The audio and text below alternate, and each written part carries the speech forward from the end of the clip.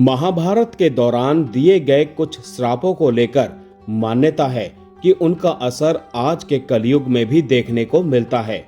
तो आइए जानते हैं युधिष्ठिर, अश्वत्थामा और राजा परीक्षित से जुड़े इन रहस्यमयी श्रापों की पूरी कहानी और कथा।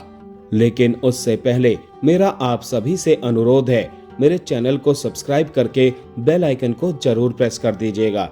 तो चलिए दोस्तों, शुरू करते हैं। महाभारत सिर्फ एक युद्ध की कहानी नहीं, बल्कि जीवन का एक बड़ा ग्रंथ माना जाता है। ये कौरवों और पांडवों के बीच हुआ युद्ध था, जो धर्म और अधर्म की लड़ाई का प्रतीक है। इसमें हमें कर्म, सत्य, रिश्तों और निर्णयों के परिणाम के बारे में गहरी सीख मिलती है। इस दौरान कई ऐसे श्राप दिए गए जिन्हें लेकर मान्यता है कि उनका असर आज के कलयुग में भी देखा जाता है। इन श्रापों को लोग कर्मों के फल और चेतावनी के रूप में देखते हैं। महाभारत की कथा अनुसार जब कर्ण की मृत्यु हुई थी, तब उसकी अंतिम क्रिया के समय कुंती ने पांडवों को बताया कि कर्ण उनका बड़ा भाई था। यह सच जानकर युधिष्ठिर को बहुत दुख और पछतावा हुआ, क्योंकि उन्होंने अपने ही भाई के खिलाफ युद्ध किया था। युधिष्ठिर को लगा कि अगर यह सच पहले पता होता तो महाभारत का युद्ध टल सकता था।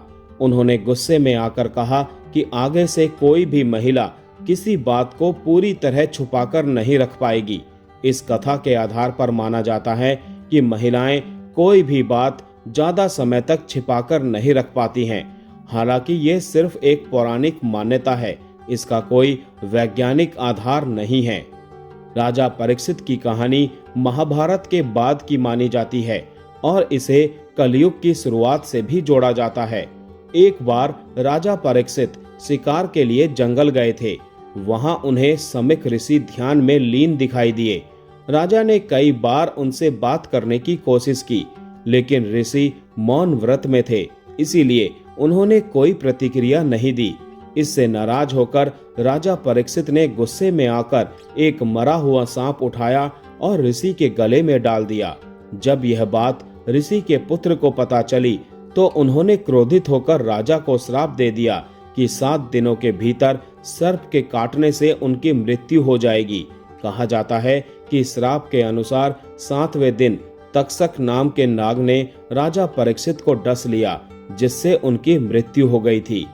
महाभारत की कथा के मुताबिक अपने पिता द्रोणाचार्य की मृत्यु के प्रतिशोध में आकर अश्वत्थामा ने सोते हुए पांडवों के पुत्रों की हत्या कर दी थी।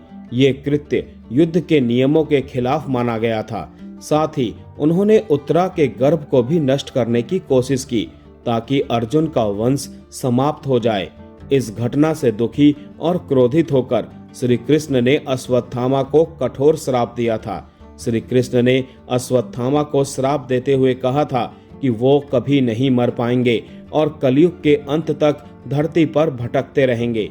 लोक मान्यताओं के अनुसार अश्वत्थामा आज भी जीवित हैं और अलग अलग जगहों पर उनके दिखने की कहानियां सुनने को मिलती हैं। हालांकि इसका कोई प्रमाण नहीं है। धार्मिक ग्रंथों के अनुसार कलयुग की कुल अवधि लगभग 4,32,000 साल मानी गई है। कहा जाता है कि इसकी शुरुआत भगवान श्री कृष्ण के पृथ्वी से जाने के बाद करीब 3102 ईसा पूर्व में हुई थी। अब तक इसके हजारों साल बीत चुके हैं और ये युग अभी लंबे समय तक चलेगा। जय श्री कृष्णा।